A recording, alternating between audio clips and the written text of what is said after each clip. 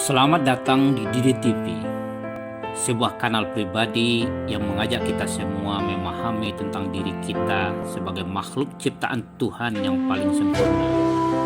Secara keseluruhan, kanal ini memuat bahasan ringan tentang keterkaitan antara bahasa, literasi, karakter, kebudayaan, dan peradaban.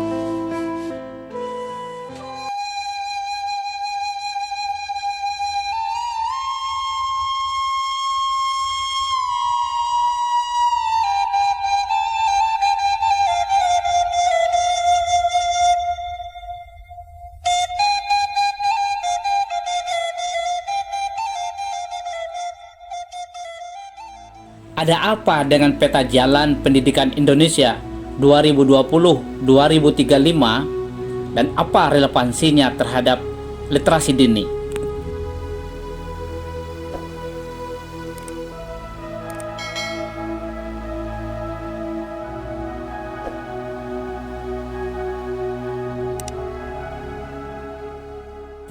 Assalamualaikum warahmatullahi wabarakatuh. Gema penolakan terhadap SKB 3 Menteri masih terngiang jelas di telinga kita. Kini kita dihadapkan pula pada persoalan peta jalan atau roadmap pendidikan Indonesia selama 15 tahun 2020 sampai 2035 yang mendapat kritik keras dari berbagai kalangan, terutama ormas keagamaan. Apanya yang salah? Sebelum membahas pertanyaan itu, mari kita mulai penajaman pemahaman kita tentang literasi dini atau emergent literacy yang sudah kita bicarakan beberapa edisi sebelumnya. Seperti yang sudah disinggung pada edisi sebelumnya, aspek yang paling penting dalam literasi dini atau emergent literacy adalah muatan, konten, atau isi pendidikan dan pembelajaran tersebut. Sebagaimana diungkapkan oleh hampir semua teori atau aliran pendidikan, bahwa setiap anak dilahirkan dalam keadaan suci seperti kertas putih kosong. Lingkungannya lah, khususnya orang tua, yang menentukan goresan atau karakter apa yang akan dibentuk di dalam otak dan hati yang kita sebut dengan kolbu seorang anak. Kendati pun ada yang berpendapat bahwa seorang anak dilahirkan dengan potensinya sendiri-sendiri yang kita sebut sebagai bakat atau watak. Aliran pendidikan nativisme dan naturalisme umpamanya meyakini bahwa anak yang baru lahir sudah dibekali dengan potensi yang sebagian besar menentukan perkembangan karakter dan perilakunya ke depan. Sebaliknya, aliran empirisme meyakini bahwa yang menentukan arah perkembangan atau yang kita sebut sebagai aliran karakter anak adalah lingkungannya.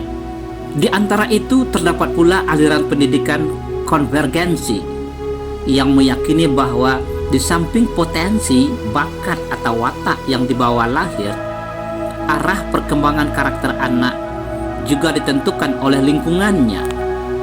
Perlu kita kenang apa yang disampaikan oleh Muhammad Syafi'i, pendiri INS Kayu Tanam, bahwa mangga memang berbuah manis, tapi jangan berharap semua buah menjadi mangga. Berharaplah sebuah buah menjadi manis. Ungkapan luar biasa ini mengingatkan kita bahwa setiap anak dilahirkan dengan potensi berbeda. Kitalah yang menjadikan setiap anak menjadi manusia paripurna. Dari uraian singkat di atas, dapat disimpulkan bahwa seorang anak telah dibekali dengan potensinya masing-masing oleh Tuhan Yang Maha Pencipta. Namun pendidikan khususnya pada usia dini sangat menentukan arah aliran karakter pada masa depannya. Inilah yang kita sebut dengan the golden age, masa keemasan pertumbuhan manusia. Pertanyaan inti pada edisi ini adalah, apa muatan yang mesti diisi, digoreskan, atau disemaikan pada anak usia dini sebagai muatan pengembangan emergent literacy atau literasi dini? Merujuk pandangan pengembang konsep emergent literacy, ada 5 komponen yang harus dikembangkan pada masa pengembangan emergent literacy. Ada pula yang memperluasnya menjadi 7. Namun ke-7 dan ke-5 komponen tersebut dapat kita sederhanakan menjadi 3 saja.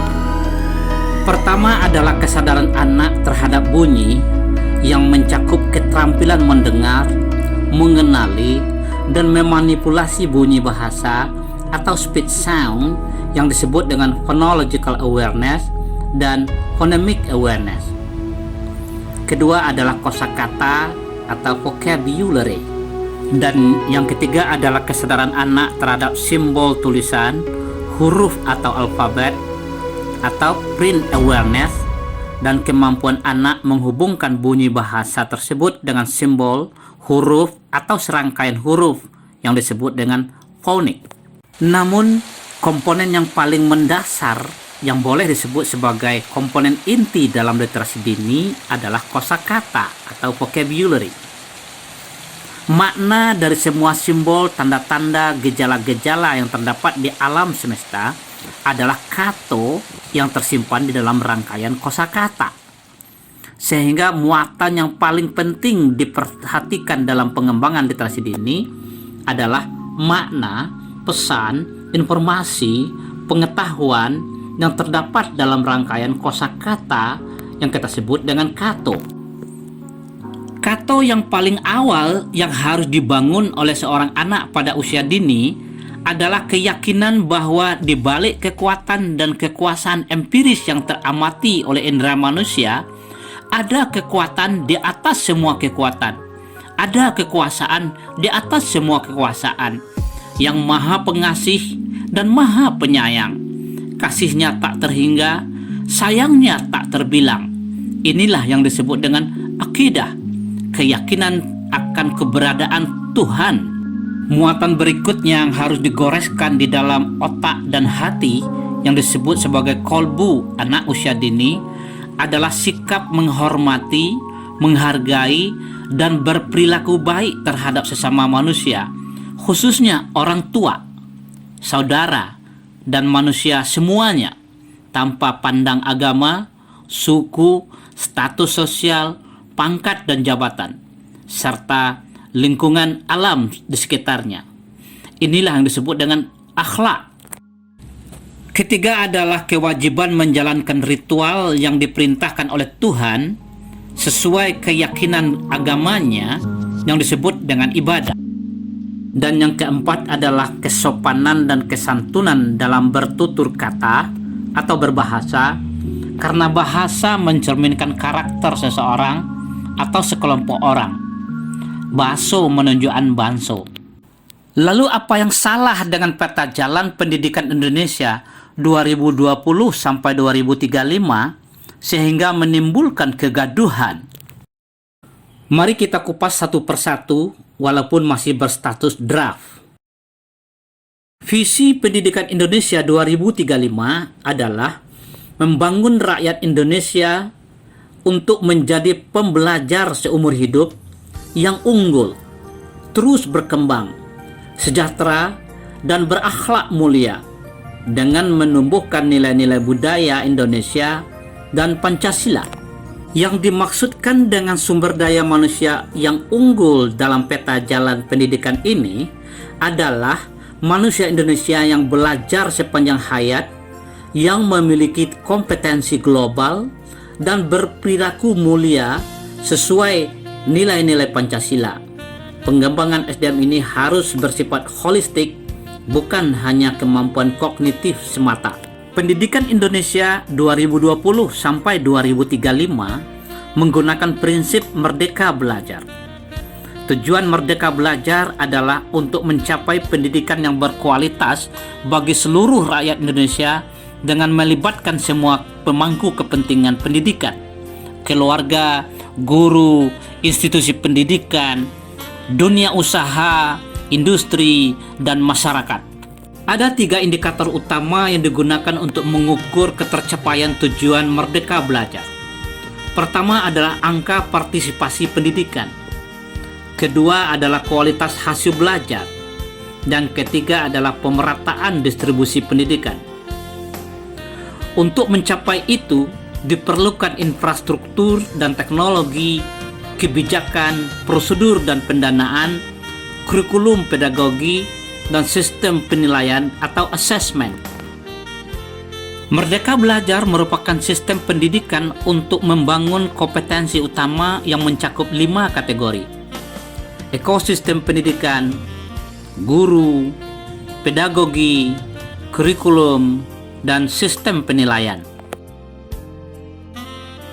Peningkatan angka partisipasi sekolah di seluruh jenjang, khususnya pendidikan prasekolah dan pendidikan tinggi, menjadi prioritas dalam Peta Jalan Pendidikan Indonesia 2020-2035. Target angka partisipasi kasar atau OPK untuk prasekolah pada tahun 2035 adalah 85%.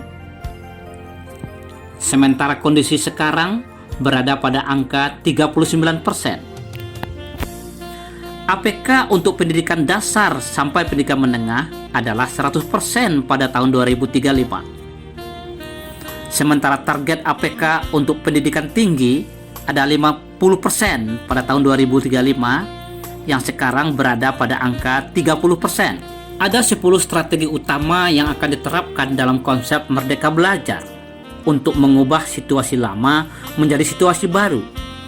Satu di antaranya adalah menerapkan kolaborasi dan pembinaan antar sekolah untuk mengubah kondisi lama yang selama ini belajar dirasakan sebagai kewajiban menjadi belajar sebagai sebuah pengalaman yang menyenangkan.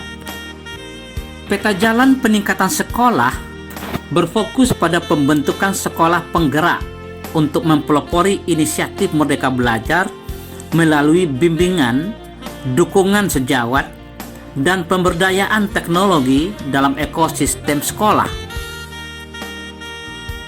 Yang tidak kalah pentingnya adalah bahwa Peta Jalan Pendidikan Indonesia 2020-2035 adalah peningkatan kualitas guru. Kualitas guru ditingkatkan melalui transformasi pendidikan guru atau PPG untuk menghasilkan generasi baru melalui 3 tahapan. Ujian seleksi masuk PPG, program PPG baru, dan uji kelulusan PPG. Ada 2 prinsip utama yang melandasi strategi peningkatan kualitas guru. Pertama adalah kesejahteraan dan kedua adalah kinerja. Artinya, semua guru harus mendapatkan penghasilan yang layak dan penghargaan lebih diberikan kepada guru dengan kompetensi baik atau kinerja yang berkualitas. Dalam hal kepemimpinan sekolah, kepala sekolah dipilih dari guru terbaik untuk diberikan pelatihan kepemimpinan sekolah baru. Pada tahun 2035, ditargetkan Indonesia memiliki 40.000 kepala sekolah dan 12.500 orang pengawas generasi baru yang berorientasi pada pembelajaran siswa, bukan pada administrasi sekolah dan guru.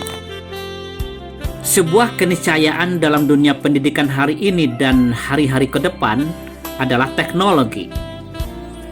Peta Jalan Pendidikan Indonesia 2020-2035 adalah membangun platform teknologi untuk mendorong kolaborasi pemangku kepentingan untuk meningkatkan efektivitas pembelajaran melalui pendekatan yang fleksibel.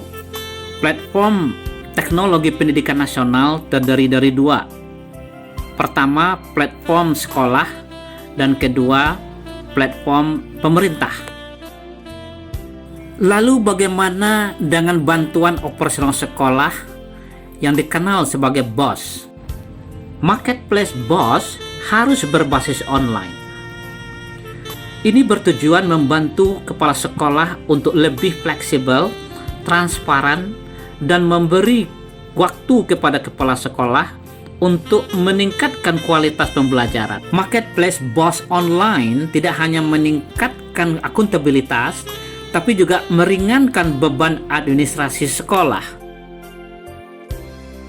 Satu hal yang tidak bisa dipungkiri adalah bahwa pendidikan berbasis teknologi membutuhkan sarana dan prasarana yang memadai di setiap sekolah. Untuk itu, diperlukan kerjasama dengan perusahaan telekomunikasi untuk menekan harga paket data sehingga terjangkau dan skema subsidi paket data. Penyediaan komputer yang memadai untuk semua sekolah dengan infrastruktur pendukung adalah sebuah keharusan. Jaminan ketersediaan jaringan akses ke internet dilakukan dengan bekerjasama dengan sektor Kominfo. Sedangkan jaminan ketersediaan pasokan listrik untuk semua sekolah dilakukan dengan bekerjasama dengan perusahaan listrik negara. Dalam hal kurikulum, disinilah letak masalahnya.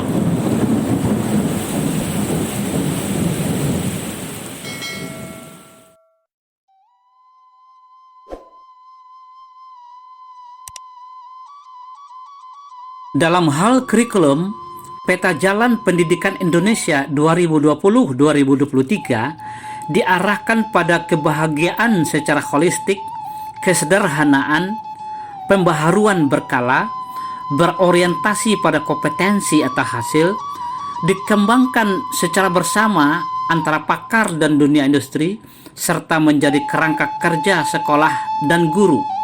Keluaran dari kurikulum pendidikan ini adalah pelajar Pancasila, yakni pembelajar sepanjang hayat yang memiliki kompetensi global dan menjunjung tinggi nilai-nilai Pancasila. Penyederhanaan kurikulum mencakup 3 aspek: penyederhanaan standar capaian, penyederhanaan dan fleksibilitas materi ajar, dan fleksibilitas alokasi waktu mata pelajaran. Personalisasi dan segmentasi pembelajaran dilakukan dengan basis penilaian atau asesmen berkala. Asesmen kompetensi minimum atau AKM kinerja sekolah berdasarkan literasi dan numerasi siswa yang dilakukan oleh lembaga asesmen internasional seperti Program for International Student Assessment atau PISA, TIMSS, dan PIRLS. Program survei karakter dan lingkungan belajar bertujuan mengukur aspek-aspek non-kognitif untuk mendapatkan gambaran mutu pendidikan secara holistik yang meliputi siswa, guru, dan kepala sekolah. Dalam rangka menjamin distribusi merata ke seluruh daerah, dilakukan peningkatan kolaborasi antara pemerintah pusat dengan pemerintah daerah.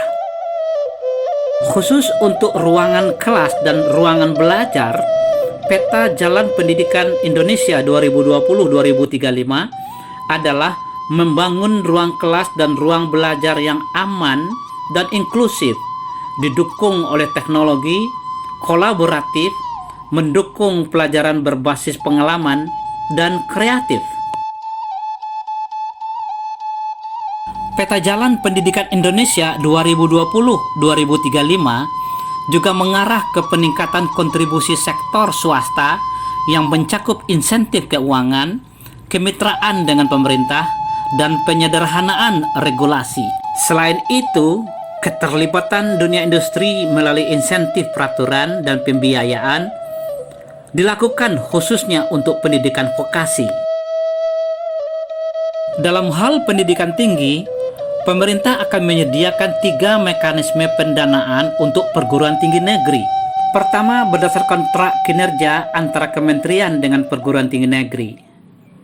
Kedua, match fund, dana non-APBN pendapatan perguruan tinggi negeri.